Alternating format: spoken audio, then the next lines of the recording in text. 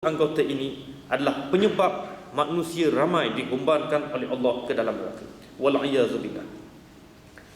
Dan sabda Nabi SAW, "Man kathura kalamuhu kathura saqtuhu, wa man kathura saqtuhu kathurat dhunubuhu, wa man kathurat dhunubuhu fannaru awla bih."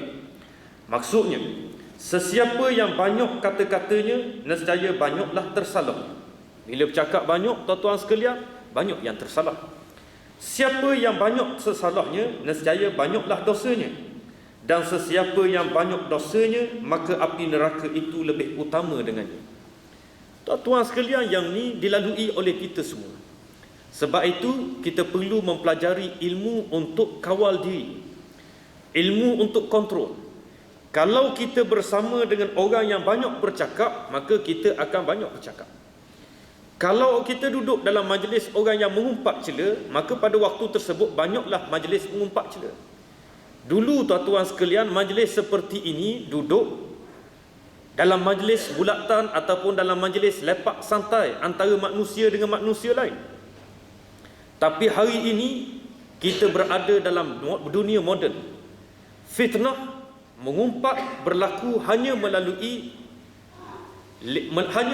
tangan kita, melalui aplikasi-aplikasi moden, menggunakan grup-grup WhatsApp, menggunakan Facebook, menggunakan pelbagai lagi media moden, menyebabkan para hadirin sekalian, apa yang disebut oleh Nabi, kalau dulu bercakap, tapi yang ditulis oleh kita hari ini, apa yang kita nak bercakap sebenarnya, itu juga adalah di antara penyumbang yang menyebabkan kita layak untuk berada di dalam neraka.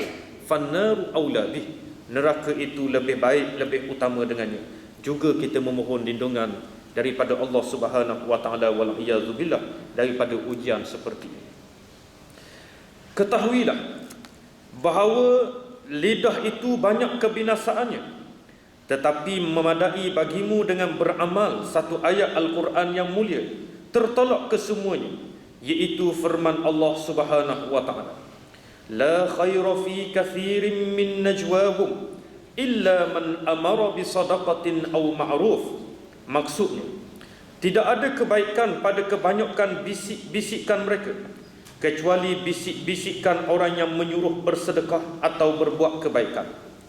Dalam banyak-banyak kita berbisik, dalam banyak-banyak kita bercakap, tak boleh nak lawan tuan-tuan sekalian dengan nasihat, suruh bersedekah ataupun suruh buat benda yang baik. Sebab tu tuan-tuan cuba perhati,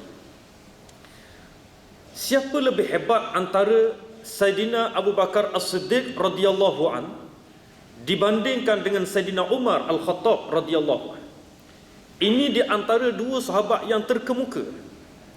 Abu Bakar Al-Muzani, Syekh Abu Bakar Al-Muzani, ketika membicarakan dua tokoh ini, beliau menyebut satu perkara yang menarik para hadirin sekalian. Al-Imam Abu Bakar Al-Muzani menyatakan, Abu Bakar As-Siddiq terkenal bukan orang yang kuat ibadah.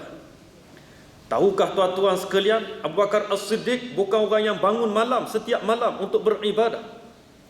Malahan melaksanakan ibadah solat witirnya pun dilaksanakan selepas daripada solat isyak.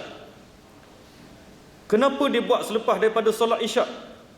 Kerana dia tidak yakin dia mampu untuk bangun di tengah malam, kemudian laksanakan solat sunat dan ditutup dengan solat witir. Abu Bakar As-Siddiq melazimi dengan solat witir selepas daripada solat isyak. Jauh bezanya dengan apa yang dilakukan oleh Saidina Umar Al-Khattab radhiyallahu an. Saidina Umar Al-Khattab radhiyallahu an terkenal antara orang yang sangat kuat. Di tengah malam tuan-tuan sekalian, dia bangun untuk menunaikan solat. Saidina Umar Al-Khattab radhiyallahu an terkenal orang yang tidak tinggalkan witir pada waktu tengah malam. Maknanya dia bukan buat lepas solat isyak. Tetapi Saidina Abu Bakar As-Siddiq berbeza. Pada Saidina Abu Bakar As-Siddiq yang bangun sebelum daripada waktu subuh, lebih baik dia menjaga solat witirnya selepas daripada isyak, supaya tidak ada malam yang terluput tanpa melaksanakan solat sunat witir. Siapakah lebih hebat kalau dilihat menurut cara pelaksanaan ibadah seperti ini? Tentu sekali kita akan kata Saidina Umar yang lebih hebat. Dia mampu tidur kemudian dia mampu bangun pada awal malam, dia mampu tutup ibadatnya dengan solat witir sebelum daripada masuk waktu subuh. Tentu sekali kita akan menganggap Saidina Umar yang lebih hebat. Tetapi ternyata Abu Bakar As-Siddiq mengatasi semua para sahabat yang lain. Abu Bakar Al-Muzani menyatakan juga, kalau kamu ingin bandingkan puasa Abu Bakar As-Siddiq, nescaya kamu akan dapat lihat bahawa Abu Bakar As-Siddiq ditewaskan oleh sahabat yang lain. Abu Bakar As-Siddiq terkenal bukan di kalangan orang yang banyak berpuasa sunat, melainkan berpuasa pada waktu-waktu hari-hari fadilat yang tertentu. Berbeza dengan Abdullah bin Amr bin Al-As yang sangat terkenal dengan puasa sunat yang cukup banyak. Tetapi tatkala kamu melihat kelebihan para sahabat, Abu Bakar As-Siddiq mengatasi orang-orang yang lain. Apakah beza? Apakah kekuatan yang dimiliki oleh Abu Bakar As-Siddiq?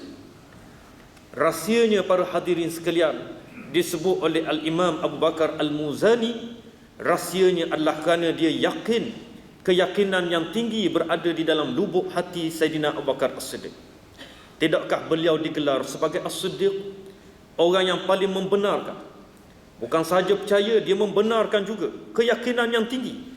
Apa pun yang disebut oleh Nabi, dia yakin, dia percaya. Apa pun yang datang daripada Allah, dia yakin dan dia percaya. Kemudian yang kedua, tuan-tuan sekalian, Abu Bakar As-Siddiq terkenal di kalangan orang yang suka memberikan nasihat. Mana tempat pun dia pergi, dia suka nasihat. Mana tempat dia pergi, dia suka nasihat. Isterinya dia nasihat, anak-anaknya dia nasihat.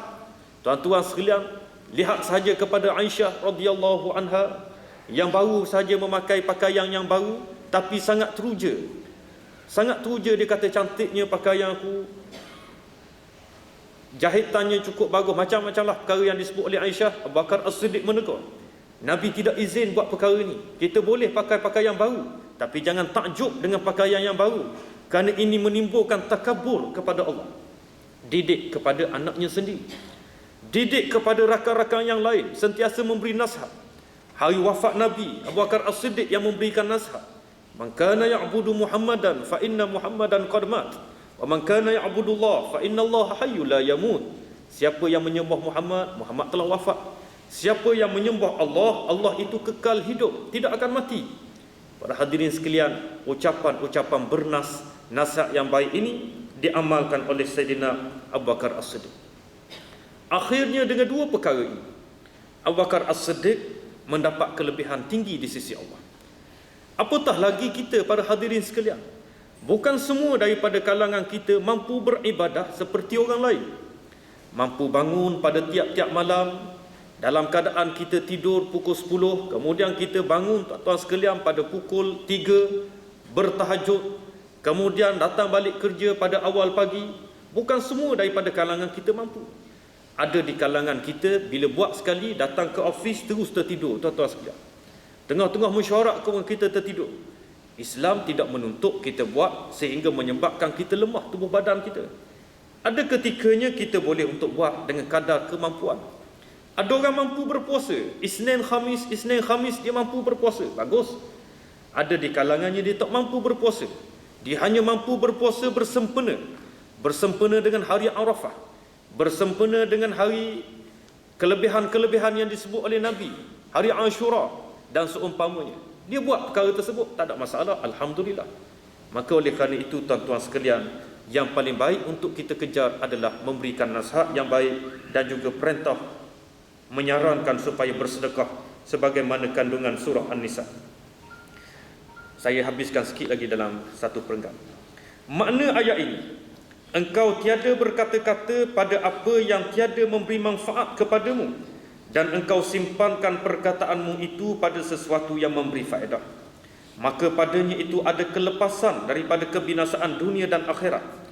Dikehendaki dengan apa yang tiada memberi manfaat itu ialah perkataan yang jikalau ditinggalkannya, nescaya tiada luput dengannya pahala akhirat atau faedah dunia yang sangat dihajatkan.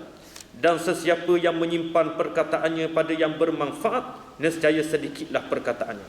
Maka hendaklah engkau fikirkan pada ketika engkau berkata-kata dengan sesuatu yang tiada berfaedah, bahawa jika engkau menyebut nama Allah Ta'ala ganti daripada perkataan yang tiada berfaedah itu, nescaya ia adalah keuntungan yang sangat besar. Kerana zikir pada Allah itu merupakan seketul emas, dan perkataan yang tiada berfaedah itu merupakan seketul tanah yang keras. Maka bagaimanakah boleh orang yang berakal itu meninggalkan ketulan emas dan mengambil ketulan tanah yang keras? Ini jika perkataan itu tiada dosa padanya.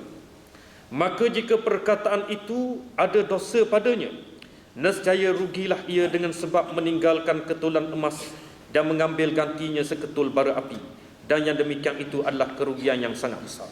Hadirin sekalian, demikianlah penutup untuk perbincangan kita pada kali ini, supaya kita ganti ucapan kita yang sia-sia itu dengan mengingati Allah Subhanahu Wa Taala. Dan juga ia tidak menafikan kita nak bergurau senda dengan kawan-kawan kita. Pada hadirin sekalian, Islam tak marah. Nabi Muhammad kata, aku juga bergurau, tetapi gurauan aku itu benar. Jadi jangan pula kita mengambil gurauan yang tidak senonoh, gurauan yang tipu, gurauan yang kita reka, yang tidak sepatutnya. Berguraulah dengan kawan-kawan kita, tetapi bukan dalam keadaan yang tanpa adab, melainkan kita mengikut cara yang disyorkan oleh Nabi SAW. InsyaAllah kita akan masuk dalam perbincangan dalam pengajian yang lain, masih lagi kekal berkenaan dengan lidah kebinasaannya insyaAllah. Jadi saya kira memadai setakat ini. Kita sudah melepasi daripada waktu yang telah ditetapkan. Saya pun maaf di atas sebarang kekurangan. Semoga Allah Subhanahu Wa Taala mengekalkan bimbingan kepada kita semua untuk mendapat hidayah dan petunjuk daripada Allah Subhanahu Wa Taala. Saya mewakili Madrasah Darul Falah, tuan-tuan sekalian, untuk membangunkan generasi yang hafiz Al-Quran bermula daripada peringkat sekolah rendah. Kita bermula pada tahun baru ni 2016 Januari, dah ada pelajar dan dah mulakan operasinya. Jadi ada beberapa aspek pembangunan dan juga infra yang perlu dilengkapkan untuk madrasah tersebut. Bagi kita yang berkemampuan dan ada kelebihan untuk disumbangkan, kita mengadu-adukan untuk dikongsi bersama bagi kita mendapat barakah dalam kehidupan kita. Satu lagi tuan-tuan sekalian, saya syorkan tuan-tuan terkenal dengan sentiasa memberi sumbangan. Dan yang kedua, kita berlaku dalam keadaan yang agak gawat hari ini, ekonomi kritikal yang berlaku dalam semua tempat. Antara perkara yang disyorkan untuk kita buat dalam amalan adalah bertawassul dengan amal yang soleh. Jadi justru tuan-tuan sekalian berdoa dengan sumbangan kita supaya kita dilepasi ujian berat, ujian besar yang dilalui pada hari ini, sehingga Allah Subhanahu Wa Taala memberikan kepada kita kekuatan yang baru dan juga memberikan satu hikmah yang lebih baik di dalam kemeluk yang berlaku ini. Tidak lain dan tidak bukan tuan-tuan sekalian, kita tak mampu lagi mengharap pada mana-mana pihak, tapi hanya kepada Allah, dan Allah mampu untuk membuka ruang yang lebih luas dan lebih baik kepada kita semua insya-Allah. Jadi mudah-mudahan dengan hasrat yang disebut dalam hati kita ini, Allah Subhanahu Wa Taala akan memberikan kepada kita peluang untuk kita lalui ujian yang sangat berat dalam tempoh yang sangat kritikal tahun-tahun kebelakangan ini. Wabillahi taufiq wal hidayah. Assalamualaikum warahmatullahi wabarakatuh. Kafaratul majlis dan suratul Asr.